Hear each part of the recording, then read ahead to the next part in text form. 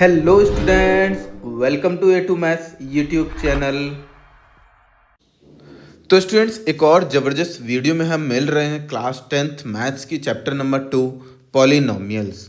आज इस वीडियो में हम सीखेंगे जीरोज एंड कोएफिशिएंट्स के बारे में। इससे पहले हम लोगों ने पॉलिनोमियल्स, टाइप्स ऑफ पॉलिनोमियल्स, ये सब कुछ डिस्कस किया हुआ है इससे पहले की वीडियो में। अगर आपने अभी तक वो वीडियो नहीं देखी है तो एक बार जाके वो वीडियो देख लीजिए, जिससे कि आपके सारे कॉन्सेप्ट्स क्लियर हो जाएंगे। ठीक है, और अगर आप चैनल पे नए हैं तो चैनल को कर लीजिए सब्सक्राइब, ताकि पूरा कोर्स आपको टाइमली मिल सके।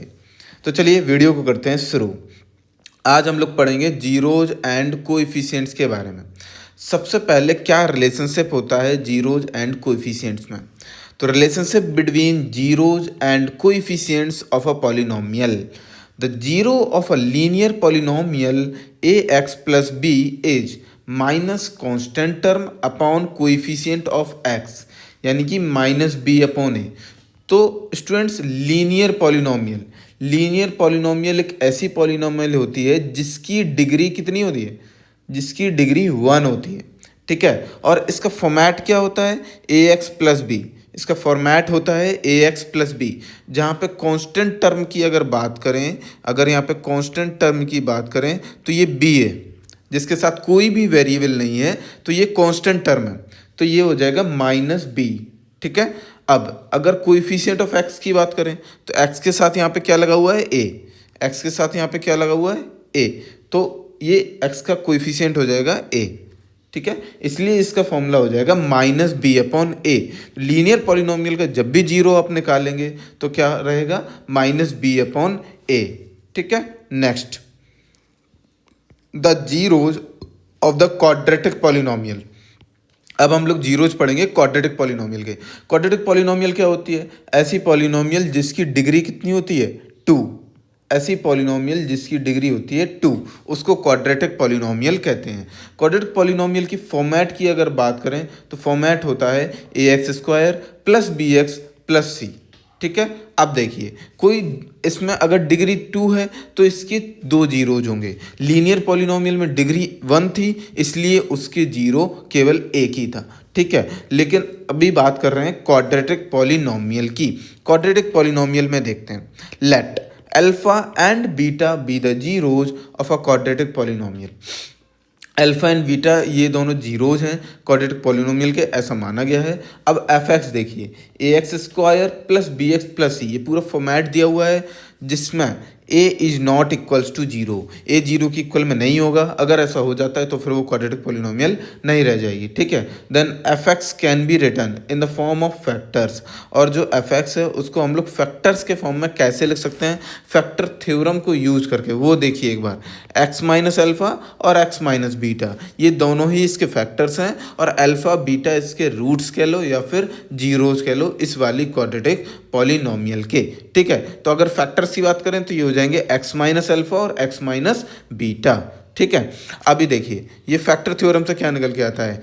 के ब्रैकेट में एक्स माइनस अल्फा और इंटू एक्स माइनस बीटा, जहाँ पे के एक कांस्टेंट टर्म है। जहाँ पे के क्या है? एक कांस्टेंट टर्म है। के कोई भी एक रियल नंबर हो सकता है जो इनके साथ आता है फैक्टर्स के साथ, क्वाड्रेटिक पॉलिनोमियल के। और फैक्टर्स यहाँ पे क्या है? एक्स माइनस अल्फा और एक्स माइनस बीटा। ठीक है, अभी देखो आपकी पॉलिनोमियल क्या हो जाती है? A x square plus b x plus c. ठीक है, तो यहाँ पे ये जो के है, यहाँ पे जो के है वो अगेन एक कांस्टेंट टर्म के तौर पे यहाँ पे लग जाएगा। और इसको हम लोग कैसे लिख सकते हैं? X square minus alpha x minus beta x plus alpha beta, यानी कि अगर यहाँ से माइनस कॉमन ले लिया जाए तो ये alpha plus beta into X इस तरीके से हो जाएगा। मतलब X square minus sum of roots plus product.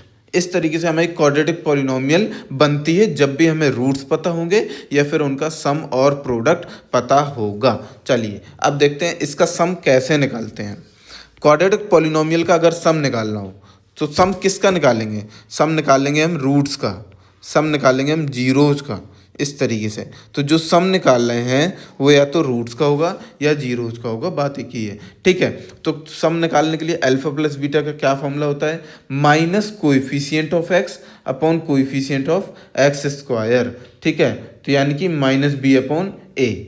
क्या हो जाएगा फॉर्मूला, माइनस बी अपॉन ए, ठीक है, क्योंकि एक्स का कोएफिशिएंट यहाँ पे क्या है बी और एक्स स्क्वायर का कोएफिशिएंट क्या है ए, तो फॉर्मूला हो जाएगा हमारा माइनस बी अपॉन ए, ठीक है।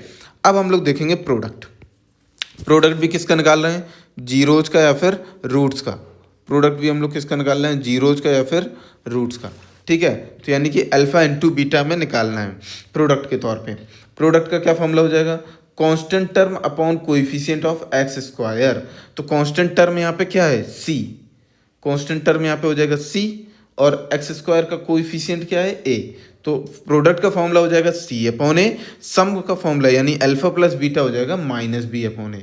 और यही हमारे बोर्ड एग्जाम में बहुत इंपॉर्टेंट कॉन्सेप्ट है, जो कि अधिकतर इसी पार्ट से क्वेश्चन आता है और इस पे बेस्ड पक्का एक ना एक क्वेश्चन आ ही जाता है। या तो क्वाड्रेटिक पॉलिनोमियल से रूट्स दिए होंगे तो क्वाड्रेटिक पॉलिनोमियल बनानी होगी, या क्वाड्रेटिक पॉलिनोमियल दी होगी तो उससे रूट्स वगैरह या फैक्टर्स निकालने होंगे। इस तरीके से या तो एमसीक्यू या 2 से 3 नंबर में एक क्वेश्चन फ्रेम होता है बोर्ड एग्जाम्स में, चाहे वो बेसिक हो चाहे वो स्टैंडर्ड मैथ्स हो, ठीक है। Now next topic, if alpha and beta are the zeros of a quadratic polynomial fx then the polynomial fx is given bye.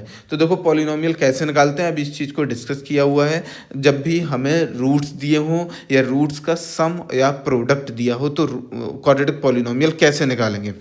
fx equals to के x square minus alpha plus beta x plus alpha beta, या फिर इसको ऐसे भी पढ़ सकते हैं के x square minus sum of the zeros, zeros का सम होना चाहिए या रूट्स का सम होना चाहिए into x plus product of the zeros, और उन्हीं जीरोज का प्रोडक्ट होना चाहिए।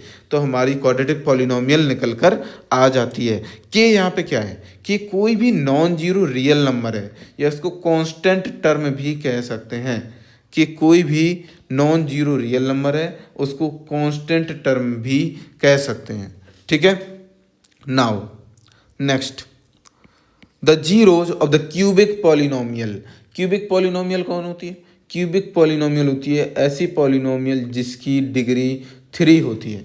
क्यूबिक पॉलिनोमियल ऐसी पॉलिनोमियल होती है जिसकी डिग्री 3 होती है। इसके फॉर्मेट की अगर बात करें तो a x cube plus b x square plus c x plus d, a x cube plus b x square plus c x plus d, ठीक है। जहाँ पे alpha beta gamma be the zeros of a cubic polynomial f x equals to a x cube plus b x square plus c x plus d, जहाँ पे ए zero के equal में नहीं होगा। अगर बात करें फैक्टर थ्योरम से इसके फैक्टर्स की, तो ये क्यूबिक पॉलिनोमियल है, इसमें डिग्री 3 है, इसलिए इसके जीरोज भी 3 होंगे, इसीलिए अल्फा बीटा एंड गामा लिया गया है। और अगर उसके फैक्टर्स की बात करें तो वो भी 3 निकल के आएंगे, फिर x minus alpha, x minus beta और एक्स माइनस गामा, ये सभी फैक्टर्स हो जाएंगे इस वाली गिवन पॉलिनोमियल के a x cube plus b x square plus c x plus d, ठीक है। तो इसके 3 डिग्री होने की वजह से 3 फैक्टर्स निकल कर आए हैं। और क्यूबिक पॉलिनोमियल अभी करंट सिलेबस के अकॉर्डिंग इतना ज़्यादा एग्जाम में नहीं पूछा जाता है, सबसे ज़्यादा क्वाड्रेटिक पॉलिनोमियल ही पूछा जा रहा है अभी करंट के अकॉर्डिंग। सिलेबस क्योंकि रिड्यूस हो गया है इसलिए ये क्यूबिक पॉलिनोमियल इतना नहीं पूछा जा रहा है, फिर भी इसको पढ़ना तो है, ठीक है। Now sum of the zeros यानी alpha plus beta plus gamma, अब हमें निकालना है सम। तो सम कैसे निकालेंगे, minus coefficient of x square upon coefficient of x cube, यानी कि माइनस बी अपॉन ए। आप देख सकते हो जब भी हमने सम निकाला है क्वाड्रेटिक पॉलिनोमियल में या फिर क्यूबिक पॉलिनोमियल में, दोनों ही जगह माइनस बी अपॉन ए निकल कर आया है। तीनों जीरोज का जब भी हमने सम निकालेंगे अगर क्यूबिक पॉलिनोमियल में तो वो माइनस बी अपॉन ए निकल कर आएगा, यानी कि जो एक्स स्क्वायर का कोफिशिएंट है वो बी है यहाँ पे, और एक्स क्यूब का जो कोफिशिएंट है वो ए है, ठीक है। इस तरीके से माइनस बी अपॉन ए निकल कर आ जाएगा। Now next, some of the products of the zeros taken 2 at a time. अब हमें प्रोडक्ट्स का सम निकालना, लेकिन उन जीरोज का जिसमें 2 जीरोज हमें साथ में लेनी है, ठीक है। जैसे सबसे पहले हमने ले लिया अल्फा बीटा, फिर ले लिया बीटा गामा, फिर ले लिया गामा अल्फा, ठीक है। तो इस तरीके से जब इनका सम निकालेंगे इन प्रोडक्ट्स का तो फिर हमारा क्या निकल के आएगा, coefficient of x upon coefficient of x cube, यानी कि सी अपॉन ए। इस तरीके से जो प्रोडक्ट्स का सम है वो निकल कर आ जाएगा, लेकिन हमें 2 रूट ही लेने एक टाइम में। ठीक है, चलिए next, product of the zeros. अब हम निकालेंगे प्रोडक्ट ऑफ द जीरोज, यानी तीनों जीरोज का product, alpha into beta into gamma. तो क्या निकल के आएगा, minus constant term upon coefficient of x cube, यानी कि माइनस डी अपॉन ए। ये इन तीनों जीरोज का प्रोडक्ट निकल कर आ जाएगा। ठीक है, अभी आप बहुत अच्छे तरीके से इनको जब उसमें अप्लाई करोगे क्वेश्चंस में, तो और अच्छे तरीके से इनको सीख पाओगे। क्वाड्रेटिक पॉलिनोमियल को भी आप सीख पाओगे, किस तरीके से हमें सम निकालना, किस तरीके से प्रोडक्ट निकालना है, और किस तरीके से जीरोज को फाइंड आउट करते हैं। ठीक है, नाउ अब हमारा नेक्स्ट टॉपिक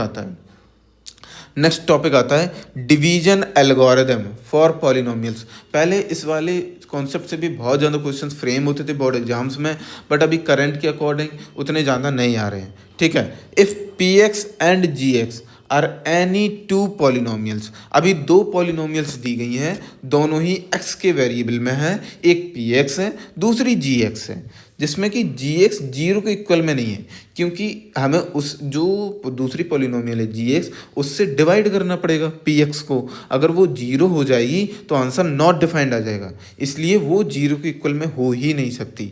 ठीक है, then we can find polynomials q x यानी कि क्विसेंट। अगर हम लोग इनको डिवाइड करेंगे, पी एक्स को डिवाइड करेंगे जी एक्स से, तो हमारा क्वेश्चन निकल के आएगा q x and r x, यानी कि रिमाइंडर, कुछ रिमाइंडर भी निकल के आएगा। एक थ्योरम आपने पढ़ी होगी, यूक्लिड डिवीजन लेमा भी आपने पहले अगर पढ़ा होगा, वैसे तो अब सिलेबस में रिड्यूस हो गया, पहले अगर पढ़ा होगा तो उसमें ये आता था, आपने छोटी क्लासेस में ये अप्लाई भी किया होगा, ये वाला concept. Dividend equals to divisor into quotient plus reminder.